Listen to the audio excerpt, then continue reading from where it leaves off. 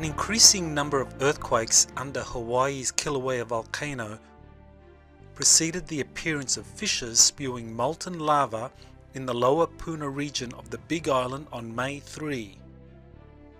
The newly active fissures have led to the destruction of homes, evacuation of residents, closure of roads, and emissions of poisonous sulfuric gases that will impact the region for months, if not years to come. Examination of the fracking practices at Puna Geothermal Power Station directly raises the strong possibility that the fracking was a direct factor in unleashing what is currently occurring. The Puna geothermal venture is owned by Ormat Industries, which is an Israeli-based company. The company is financially connected to the Rothschild family. A partial collapse of Kilauea volcano could trigger a massive tsunami that would not only engulf the Hawaiian Islands, but also devastate the US Pacific coast, as well as the coastal regions of other Pacific Rim nations. The hidden purpose of the Puna geothermal plant was to trigger earthquakes and seismic activity around Kilauea volcano that would lead to a collapse of the Helena slump. This would create a Pacific-wide disaster that would cripple the US economically and militarily for years to come, thereby helping the Rothschild family maintain its shadowy global control system.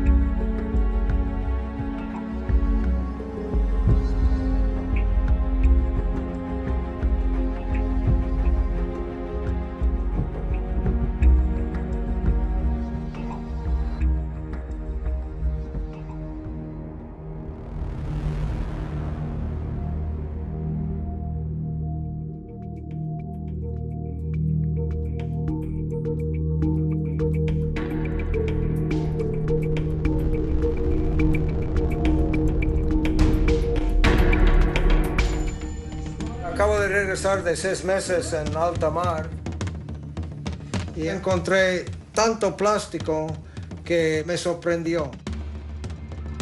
Me encontré más plástico que vida. El parche de basura en el Pacífico Norte, que descubrí en 1997, es el tamaño de Europa. En 2014 encontré 19 millones de pedazos por kilómetro cuadrado en el norte del Pacífico, y estos parches de basura existen en todos los océanos. Conocemos 5 giros que son acumuladores de plástico. Es increíble la cantidad que existe. Es una barbaridad. O sea, realmente estamos comiendo plásticos sin darnos cuenta. Yo creo que no muy lejos en el futuro los doctores, cuando se va a dar sangre, van a tener un instrumento que va a darte tu cantidad de plástico en tu cuerpo. La gente no entiende que el plástico no biodegrada, no desaparece. Según la ONU, en 2050 habrá en los océanos más plástico que peces. ¿Cree que esto es posible? Es seguro por vivir un estilo de vida desechable. Todo que existe en nuestras vidas tiene una parte de plástico, casi todo. El problema es grave. No vamos a tener peces para comer, no vamos a tener aire para respirar, y no vamos a tener agua para beber. Nosotros producimos el peso de la civilización humana cada año en plásticos.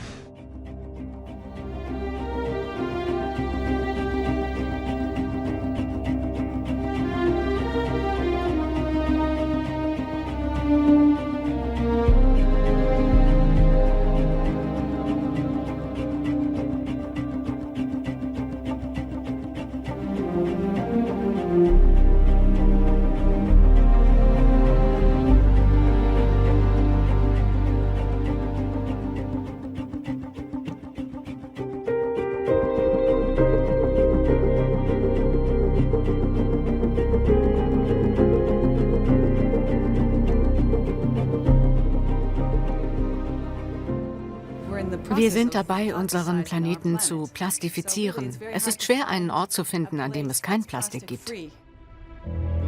Das ist eine globale Krise, die wir ansprechen müssen. Es kann nicht sein, dass 2 Milliarden Menschen keine vernünftige Abfallentsorgung haben, ohne die wir das Problem der Meeresverschmutzung in naher Zukunft nicht in den Griff kriegen werden. Wir bräuchten eigentlich eine Gesamtstrategie und die fehlt halt komplett, und das ist eigentlich das Erschreckende daran. Insgesamt sollen bis heute etwa 8,3 Milliarden Tonnen Plastik produziert worden sein. Besonders alarmierend, mehr als die Hälfte davon ist in den letzten Jahren hergestellt worden. Schon Mitte der 70er Jahre hatte die amerikanische National Academy of Sciences auf die Meeresverschmutzung durch Plastikmüll aufmerksam gemacht. Eine Verringerung sei dringend geboten, hieß es in ihrem Bericht. Aber von Anfang an hat sich keiner darüber Gedanken gemacht, was machen wir damit eigentlich, wenn es mal als Abfall anfällt. Wir haben etwas Magisches erschaffen, aber inzwischen konsumieren wir exzessiv. Und diesen Konsum machen wir uns nicht klar. Wir konsumieren, ohne über die Folgen nachzudenken, über den Abdruck, den wir hinterlassen werden. Die Plastikvermüllung ist ein politisches Problem. Der Markt ist gescheitert. Schließlich ist er nicht mehr in der Lage, den grundlegenden Systemfehler zu korrigieren, der dazu geführt hat, dass Mikroplastik in allen Umweltbereichen anfällt, sogar in unseren Körpern. Die Abfallindustrie ist definitiv eine der größten Industrien der Welt. Wir neigen dazu, das nicht so einzuschätzen. Aber in der Realität hat der Export von Müll einen sehr hohen Stellenwert. Von 1950 bis 2015 sind weltweit rund 6,3 Milliarden Tonnen Plastikmüll angefallen. Davon werden etwa 9% wiederverwertet, 12% verbrannt und 79% des weltweit angefallenen Mülls finden sich auf Deponien oder sind einfach so in die Umwelt gelangt. Mehr als die Hälfte des weltweit exportierten Plastikmülls ging bislang nach China, 56%. 87% der Plastikmüllexporte der EU gehen nach China. Und aus dem Schrott der Welt machte Peking ein Geschäft. Der Preis: verseuchte Flüsse, versmogte Städte, kranke Menschen. China, Europas Müllhalde. Oder aus den Augen, aus dem Sinn. Es ist ein schmutziges Geschäft, aber ein einträgliches. Offiziell darf kein Müll exportiert werden. Aber wenn man Müll umdeklariert zum Ausgangsstoff, dann ist es ein Wirtschaftsgut und dann darf er. Doch China will nicht mehr. Ab 2018 hat die chinesische Führung die Einfuhr von Plastikmüll stark eingeschränkt. Plastik ist überall. In Bier, Honig und Wasser wurden Fasern von Mikroplastik nachgewiesen. Das Plastik gelangt auch über die Luft in unsere Lebensmittel. Es ist schockierend zu realisieren, dass wir keine Kontrolle mehr über dieses Material haben. Plastik ist dabei, jeden Winkel unseres Planeten zu erobern. Es hat sogar schon unsere Nahrungskette erreicht. An jedem Ort, den wir Menschen betreten, hinterlassen wir Plastik. Das Ende der Plastikvermüllung unserer Meere beginnt an Land, mit unserem Konsumverhalten. Es ist eigentlich ganz einfach. Die Natur kennt keinen Abfall. Alles ist Nährstoff. Alle Dinge, die verschleißen, müssen in biologische Kreisläufe gehen. Alle Dinge, die aber nur genutzt werden, müssen in technische Kreisläufe gehen. Nur wir machen Abfall. Und wenn wir lernen, keinen Abfall mehr zu machen, sondern alles zu Nährstoff zu machen, dann können wir auch leicht 10 Milliarden Menschen auf der Erde sein. Jeder muss Verantwortung übernehmen, damit unsere Erde nicht weiter plastifiziert wird.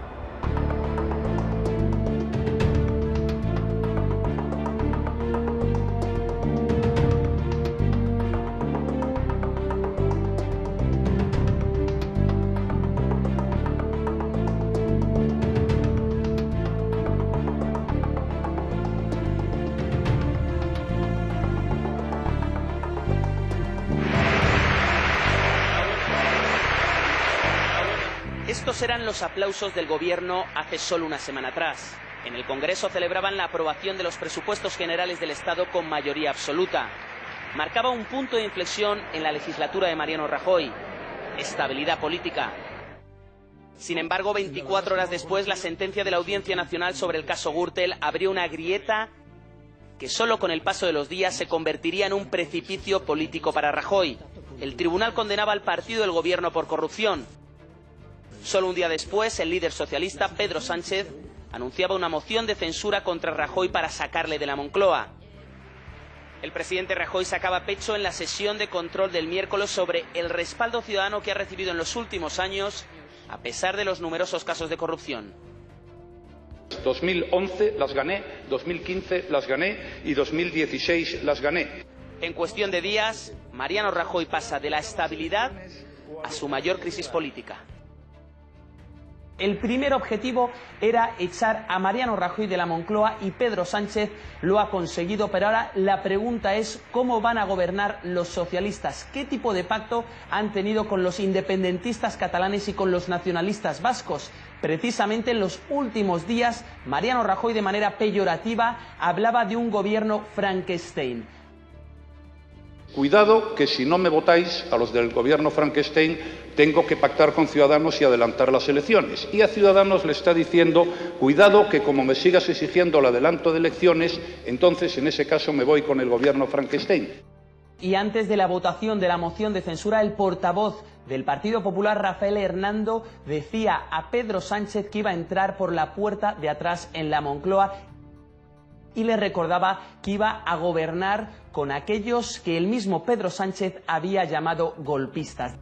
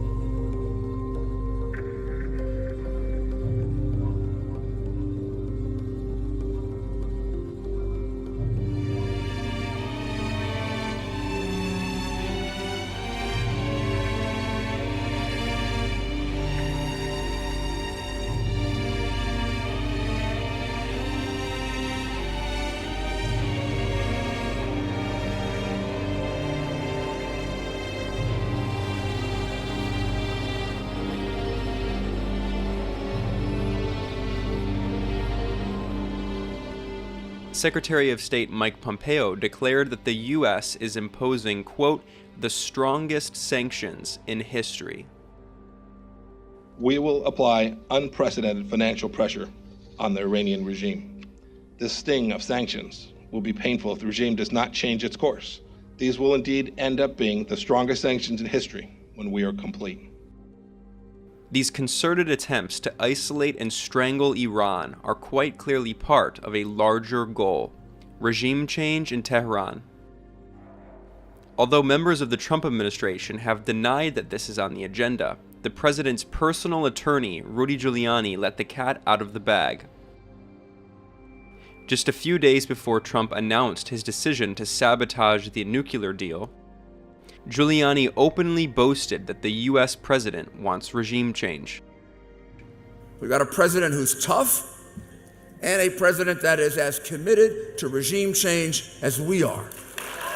Giuliani made these remarks at a May 5th gathering of the MEK, a cultish Iranian opposition group that is dedicated to overthrowing the government in Tehran. Giuliani even bragged that Trump's reimposition of suffocating U.S. sanctions on Iran could destabilize the economy and foment more protests. With that gun and sanctions back, we have a real chance of escalating these protests. Trump's lawyer made it clear what he thought about this international agreement, pretending to spit on it as he called for regime change in Iran. What do you think is going to happen to that agreement? That nuclear agreement?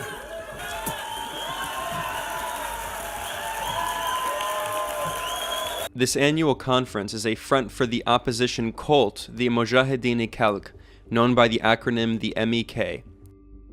The MEK is a bizarre cult of personality built around the married couple Masoud and Mariam Rajavi. The Islamist opposition group, which is even more authoritarian than the Iranian government, is extremely unpopular inside Iran, but claims to be the official voice of the Iranian opposition in exile.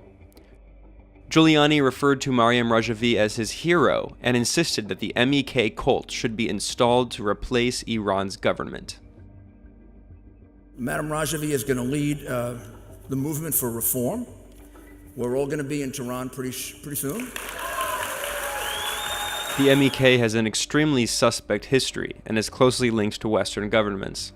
The group supported Saddam Hussein in his brutal war against Iran in the 1980s, in which the US helped the Iraqi dictator use chemical weapons against Iranian and Kurdish civilians. The US president's sabotage of the internationally agreed upon Iran nuclear deal, and his personal lawyer's reaffirmed commitment to regime change, show how Donald Trump is hurtling down the path toward yet another catastrophic war.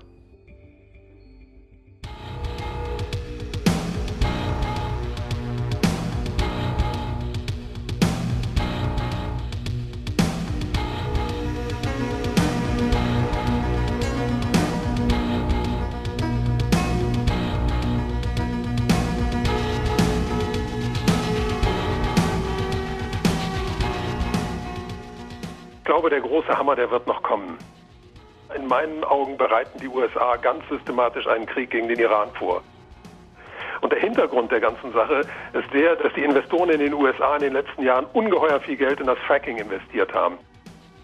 Und dass dieses Fracking bisher nicht profitabel gewesen ist. In dem Moment, wo der Iran-Krieg losgeht, wird der Ölpreis explodieren und dann wird das Fracking für die USA sehr profitabel werden. Die USA sind in einer wirklich sehr, sehr schwierigen Situation und die Finanzindustrie in den USA, die braucht unbedingt Erfolge, weil die Verschuldung des Landes ist enorm. Da müssen enorme Profite gemacht werden und diese Profite liegen auf der Hand, wenn man einen Krieg führt. Das würde die Rüstungsindustrie ankurbeln, das würde die Erdöl- und die Erdgasindustrie auch ankurbeln. Meine Vermutung ist, dass es irgendwann im Sommer oder im Herbst zum Krieg gegen den Iran kommen wird. Und dass sie dann versuchen werden, Russland den Energiemarkt Europa abzunehmen. Das Problem wiederum der EU ist ja, dass die EU selber auch kaum noch Bestand hat. Die EU ist ja dabei, richtig auseinanderzufallen. Also da brauchen wir bloß die Ereignisse in Katalonien ansehen, die neue Regierung in Italien, die Finanzschwierigkeiten des italienischen Bankensektors. Da ist ja also so gut wie nichts mehr zu retten bei der EU. Also ich vermute, dass wir auch ein Auseinanderfallen der EU sehen werden. Die Verhältnisse im Moment sind sehr, sehr, sehr heiß und es ist eine ganz gefährliche Situation, die von den meisten Leuten wirklich unterschätzt wird.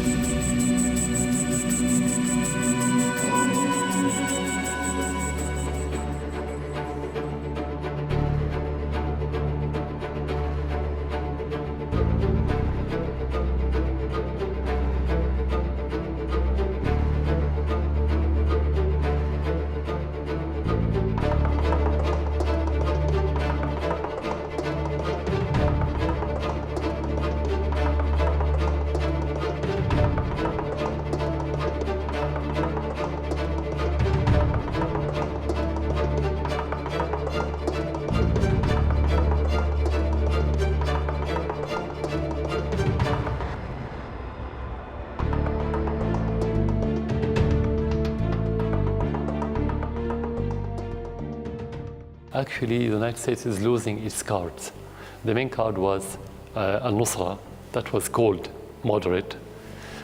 But when the scandal started leaking that they are not moderate, they are Al-Qaeda, that was supposed to be fought by United States, they look for another card.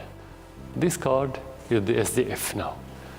The only problem left in Syria is the SDF. We're going to deal with it by two options. The first one, we started now opening doors for negotiations. If not, we're going to resort to liberating those areas by force. We don't have any other options. This is our land, it's our right, and it's our duty to liberate it. And the Americans should leave. Somehow, they're going to leave.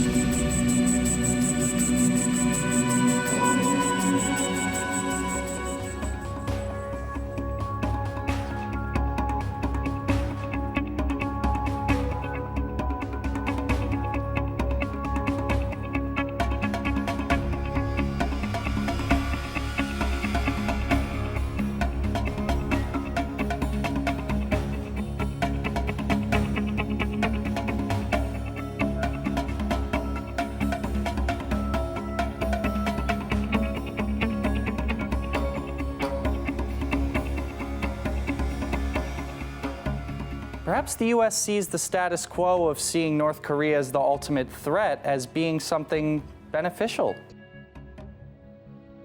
South Korea is spending billions of dollars making bases and paying U.S. troops, essentially, to be there to ostensibly protect against a threat up in the north. Now, that being the case, if there were to be peace in Korea, there's going to be questionings, well, do we need our troops there? And so I think in that sense, there are forces that don't want a resolution, that benefit off the instability and allow us to maintain these troops and dozens of bases and posts in this small country in a region that we think strategically is important. Enemies of a government are friends of its military-industrial complex. And having a nemesis like North Korea is a great excuse to pump up that military budget. If there is a peace on the Korean Peninsula, why do we need 30,000 troops there? They're not there, really, to protect South Korea from North Korea. They're there to contain China. I'm not even sure it's the military guys so much. I think it's more of the, you call it the deep state, the neocons, whatever you want. But they don't like the idea that we're not going to be in the Korea business.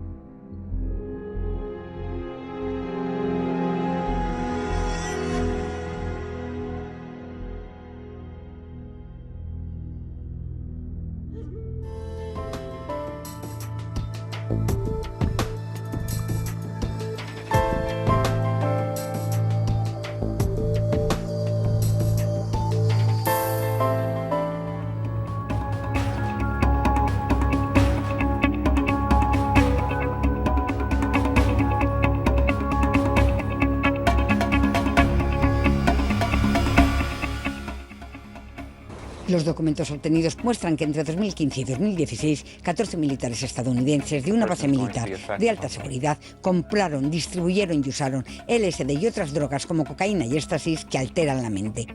Algunos pilotos reconocieron ante el tribunal que sintieron paranoia y pánico durante horas. No sabía si iba a morir esta noche o no.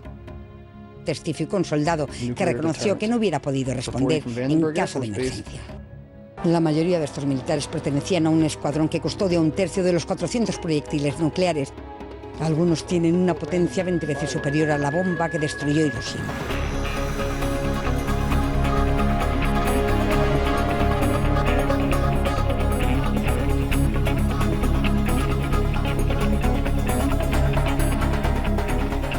Today, following a very busy few weeks in American foreign policy.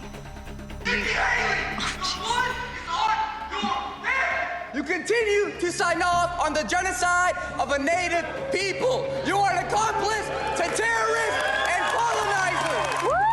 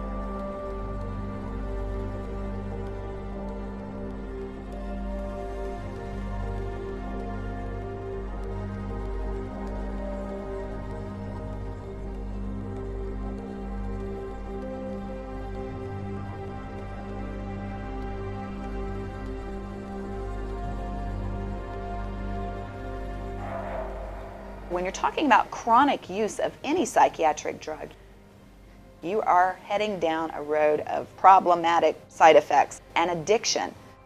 People do not understand that when they give you these drugs and prescribe them to you, they'll tell you you're going to be on these drugs for the rest of your life.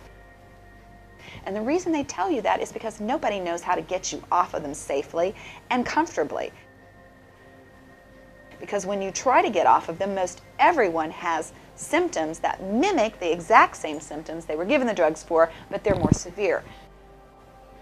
So what you're told is, for example, if you have an adverse reaction to antidepressants and you become manic psychotic, well, you know, what we thought that you had was a depressive disorder, but now we realize that this is part of a bipolar depressive spectrum because you've had this event, and therefore we're going to add another drug to your regimen, and you're going to be on these drugs for the rest of your life. And people accept that, and they walk away feeling that they're defective, that there's something wrong with them.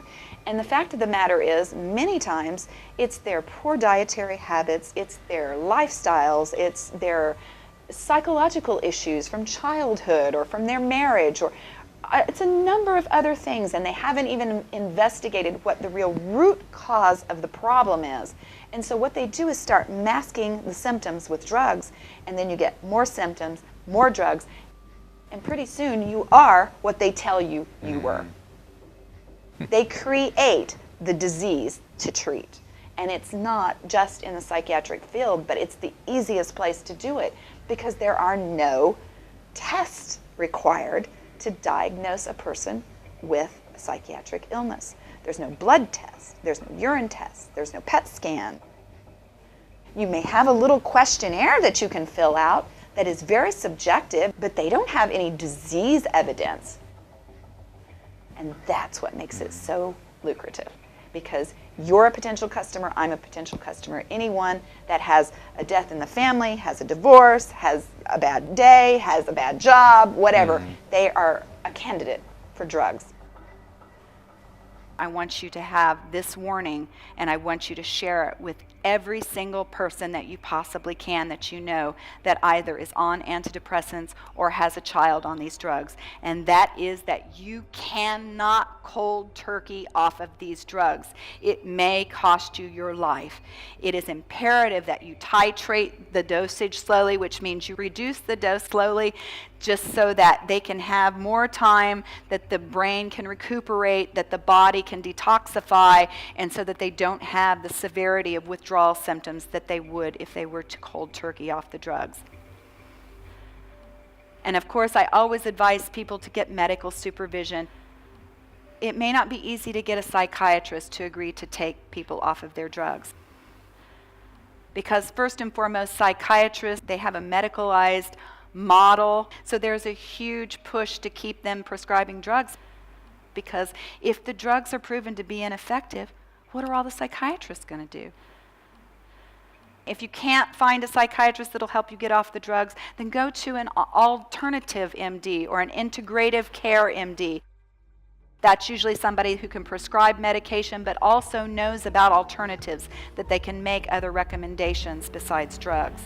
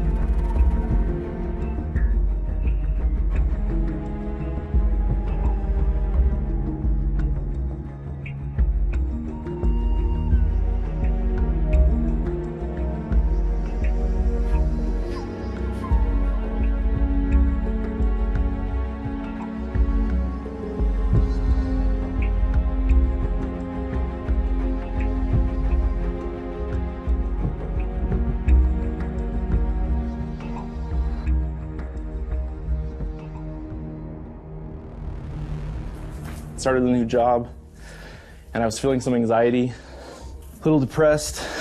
So that's when I got on. Effexor, and a few days after that is when I started feeling that inner pain, feeling like I had to get out of my own skin.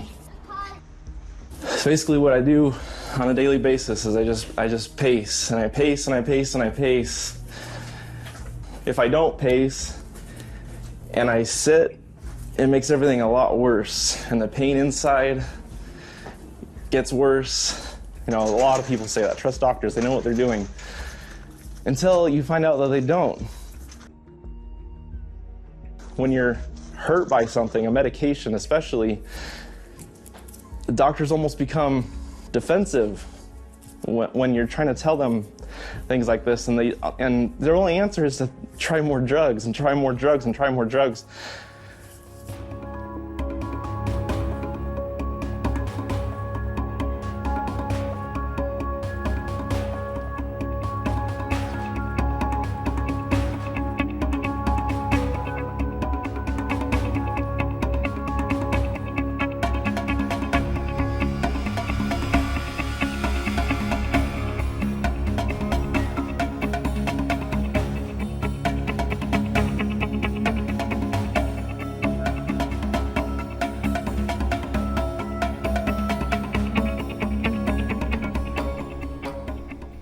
It just got worse, and it did not occur to me at all that the medication had anything to do with it. This is what 5 years on antidepressants has done to a little boy, 10-year-old Seth. Before this, Seth was an anxious but otherwise happy child. I got a bird, finally.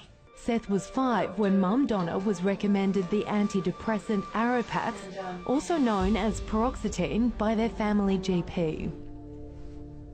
She didn't actually see him to diagnose anything. The GP also failed to advise of any possible side effects. At first, the drug appeared to help with Seth's anxiety, but after a week, he turned aggressive, angry, and violent. Believing the medication wasn't strong enough, Seth's paediatrician increased his dose. How bad did it get? The saying of the day became, "Why did you have me? I don't want to be here anymore." Seth has been in and out of hospital. I trusted the doctors. The doctors trusted the pharmaceutical companies. Is it safe for kids to be prescribed antidepressants? Absolutely not. To be approved, the drug has to beat a sugar pill in 2 clinical trials, and they can do 1,000. It's known as legal fraud. The worst and most dangerous side effect is called akathisia, which is a can't-sit-down restlessness associated with thoughts of violence, which turned in on oneself becomes suicide, or turned out become homicide, even mass homicide.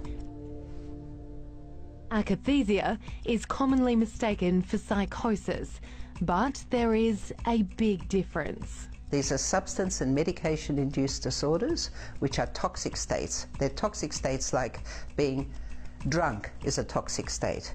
Seth is being weaned off Aropax under professional supervision. I'm so glad that we know now.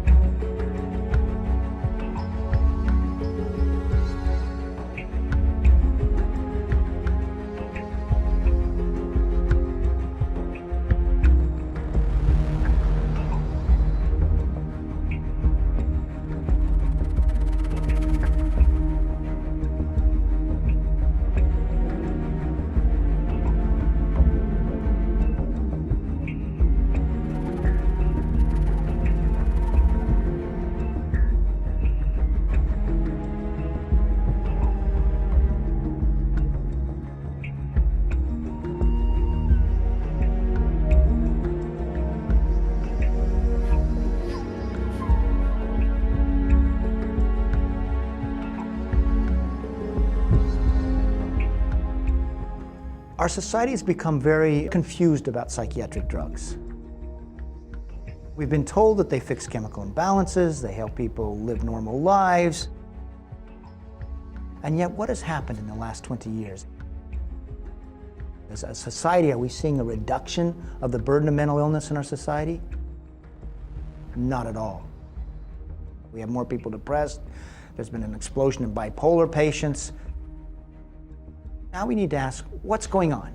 And why do we keep doing it if it's not working? There's a couple reasons why I think we keep doing it. One is it is a commercial story. So pharmaceutical companies basically tell us a story that these drugs are very effective and you got a chemical imbalance. So it is a story about how the pharmaceutical industry, and in collaboration with psychiatry, frankly, they've put out this image of human beings very happy, and that their mind's a settled place, sort of, and that it's not a place where you feel sad or grief or anxiety. All these emotions that we actually do know are very common to human beings, especially anxiety. But they have told us a story, that's a disease to feel anxious. And they're also telling us a story, we have this magic pill to eliminate that disease. And then once that story gets fixed, habits get fixed. Doctors start saying, oh, this is what I do when someone comes and complaining about some stress in their life. I prescribe an SSRI, and I get reimbursed for that. And you basically get these patterns set up where the whole society is set up to act in this way. Insurance reimbursement, and belief systems, and doctors. And even when you see bad outcomes, you see more people depressed, you see disability rates rising in our country, it doesn't seem like there's a good mechanism for checking this and for us to say, maybe we should try something different, like diet or exercise. We have made extraordinary wide use of psychiatric drugs, and at all ages. You know, we're putting 5-year-olds, 6-year-olds, youth on these drugs.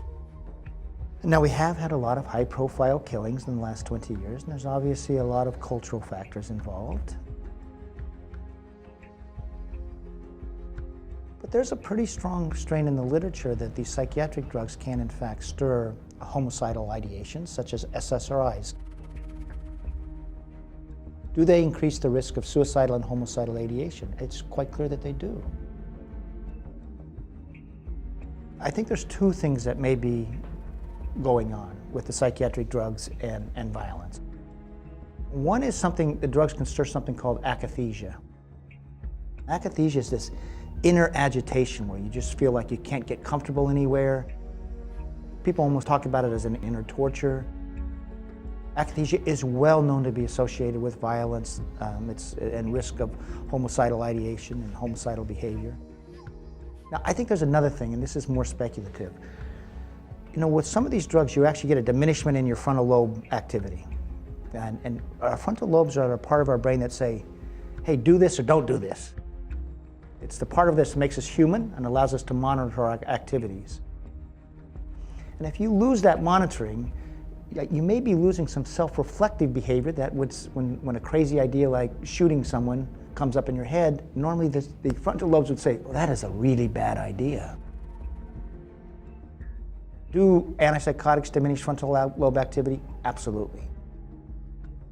And there is some evidence that SSRIs sometimes can do it as well. Academic psychiatry is preserving, one of its products, which is psychiatric drugs, and that's a big reason for it.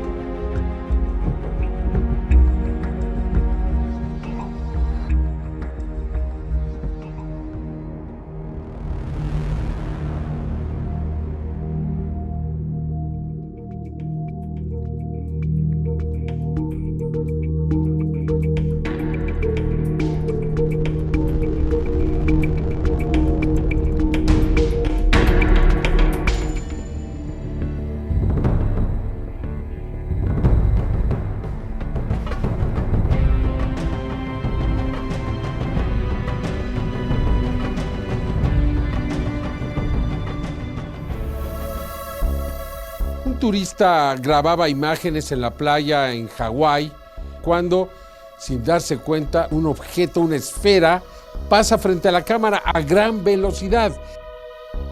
Resulta evidente que el objeto es sólido y que se mueve a una velocidad impresionante.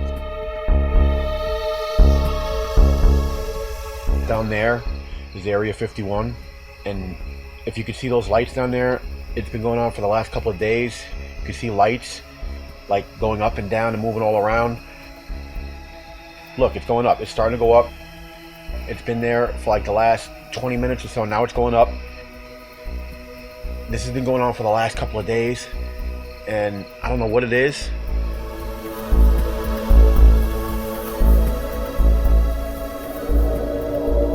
Por medio de los equipos de seguridad ha sido posible detectar objetos que cruzan a una gran velocidad y que difícilmente podríamos ver con nuestros ojos. Estos se presentan bajo el espectro infrarrojo en muchas ocasiones y son prácticamente imperceptibles.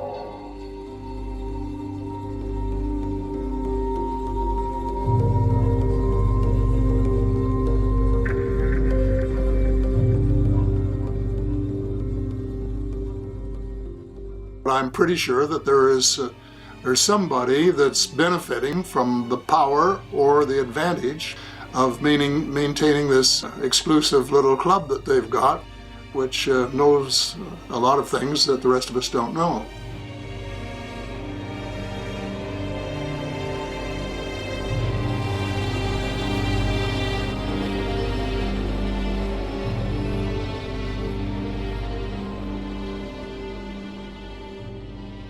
Yeah, it was about 15 years ago that they really in earnest started bringing in researchers from universities across the world into these deep ice caverns to begin giving them access a little bit at a time of this under ice world. Eventually, they gave a lot of these university researchers access to a civilization that was destroyed that's under the ice, that has been cleaned up and manicured to remove anything that disturbs the historical narrative too much. The interesting part is that the military-industrial complex wants this information to leak out a little bit at a time. There's a lot of very disturbing stuff that goes on in those, and they want that to be kept very quiet. But they do want us to focus on things that they're giving us little drip disclosures.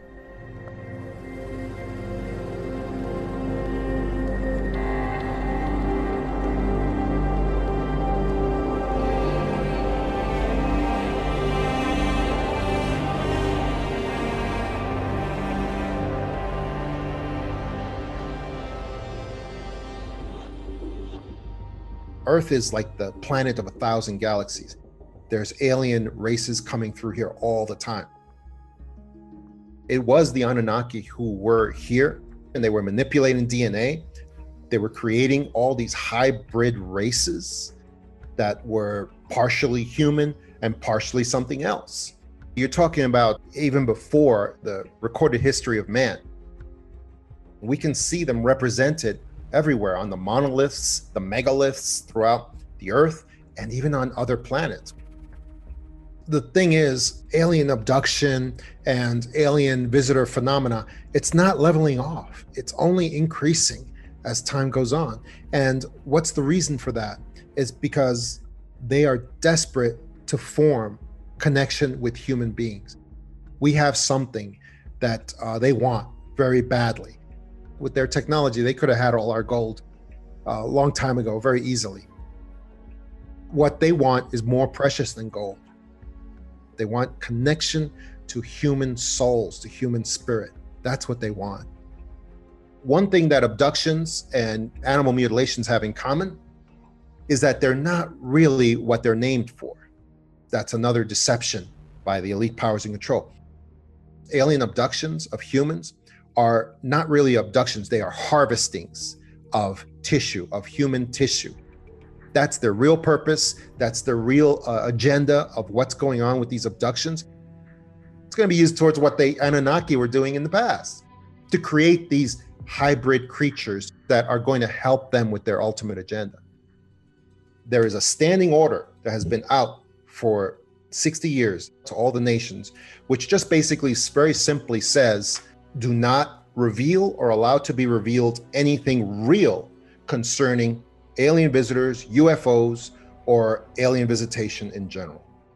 That's why you see whenever anything happens that's actually in the paranormal with UFOs or alien visitors that's actually real, you see this mad scramble. They don't have to wait for orders. The cover-up becomes immediate.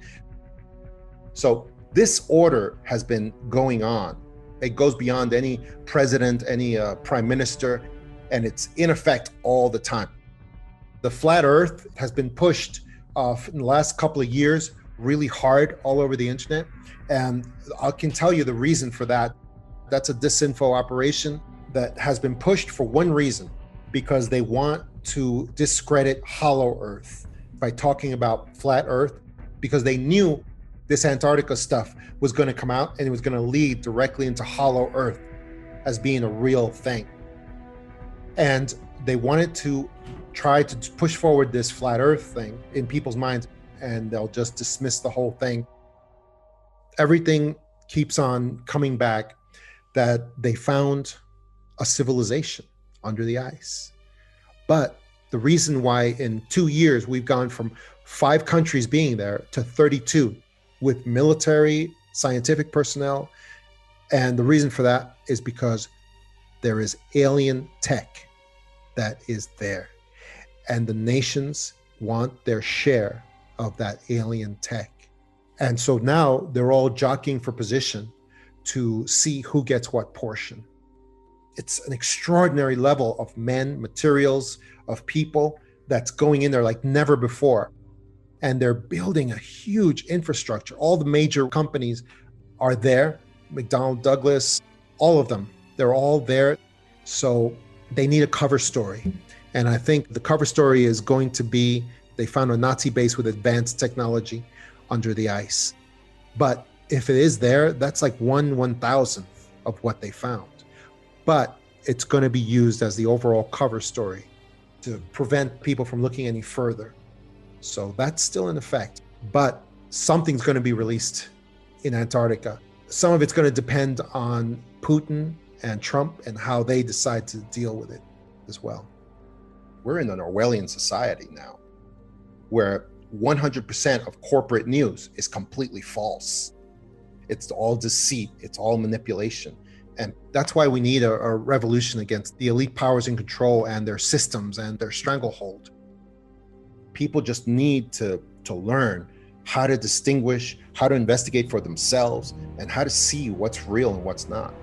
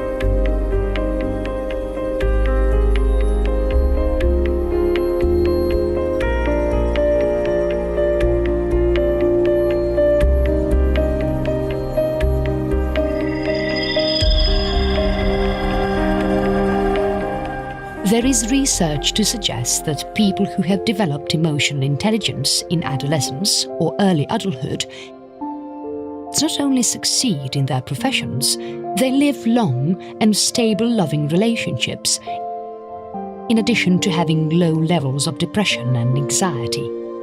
There is evidence also that these people are even healthier.